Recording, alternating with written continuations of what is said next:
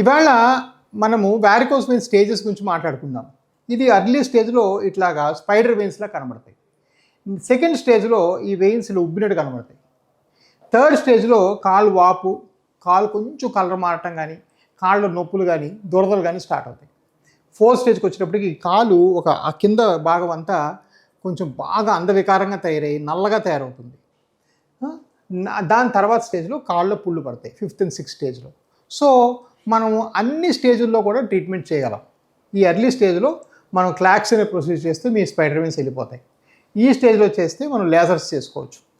కానీ మీరు ఈ స్టేజ్లో నెగ్లెక్ట్ చేసేసి ప్రాబ్లమ్ను వదిలేసి ఇలా పుండు పడిపోయినంత వస్తే మాత్రం మీకు చేయడం చాలా కష్టతర సాధ్యం అవుతుంది.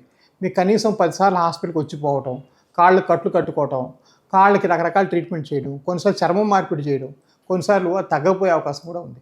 సో మీరు వారికోస్ డాక్టర్ చూస్ చేసుకున్నప్పుడు ఎవడు తక్కువ రేటుకి చేస్తాడు అట్లాంటి ప్రశ్నలు అడగకుండా అన్ని స్టేజ్లో మీకు ఎలాగ ట్రీట్మెంట్ చేయాలి, ఆ స్టేజ్ నుంచి మీకు ఎలా తగ్గిస్తారు, మీకు ఎటువంటి ఇంప్రూవ్మెంట్ వస్తుంది, ఇవన్నీ కూడా మీరు వర్కౌట్ చేసుకొని చేయించుకోవడం అవసరం.